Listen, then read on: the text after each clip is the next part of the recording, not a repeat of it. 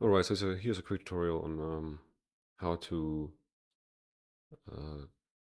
get certain gamepads working that are a little bit non-standard, so not an Xbox controller or a DualShock.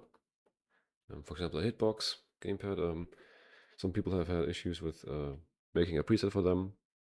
It works in the browser or like in the config creation tool, and then once loaded into OBS or into input overlay, the mappings are wrong, or sometimes the controllers are not recognized by SDL for some reason. So there's an alternative way. If the overlay is working in the configuration tool, here's a way to get it working in OBS as well. So for example, in this case, this person made a hitbox preset. It's like a bunch of buttons here, and it works in the configuration tool. So I have it open right now. I don't have hitbox, but I'm just pressing buttons on my normal gamepad, and you can see they light up. I assume if you had a hitbox controller and you pressed like this pop right button on the hitbox, then this would represent the layout and this one would light up. So first things first, we need the preset. I already have it downloaded, the JSON and the texture file, and then we need to download the input overlay source code. So if we go to GitHub and we just click on code and then download zip, we get a zip file with all of these files that you can see here. Once we have these open, we have a file that looks like this. It's a zip archive, you can extract it, but we specifically only need something in a data folder. So in here, there is a folder called overlay render, and we need all of these three things in here. So just extract them somewhere. I'm just going to extract a folder. We can close this. Now we have the overlay render here. You can see by default it's the normal Xbox controller. So first things first, we get a texture from our actual overlay. And we just copy it. That's all I want. Copy it and just place it in here. We're going to override it. And then the second thing we want to do is we want to open this file here in the text editor. So I'm just going to click Kate. In this case, it doesn't matter. You can use Notepad, whatever works for you. Then we can see here is this long text here. I'm just going to delete that.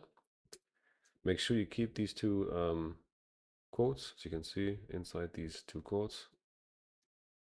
And then we get the JSON of our preset. So if you go back, just open that as well.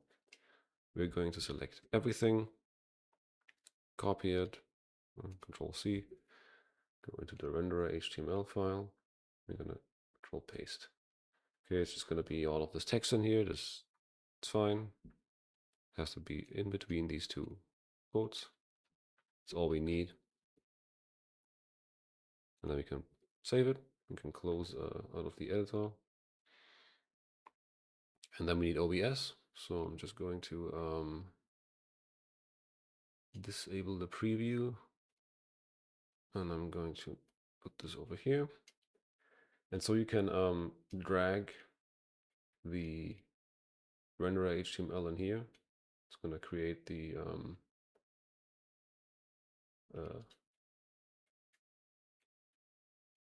source automatically with the correct path.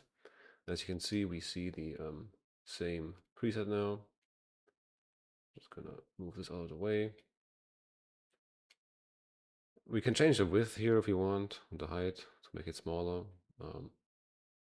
But if I press a button now, you will see that both the overlay in the config tool light up and the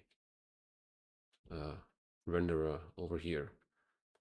Okay, in this case, if you do it this way, you don't need input overlay installed actually, you just need the browser source in OBS.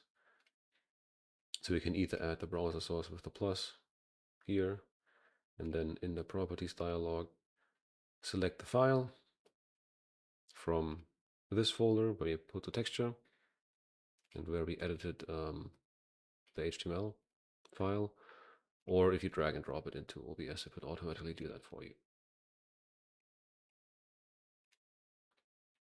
And that's basically all there is to it. That's how you can get Gamepad overlays working in OBS without input overlay.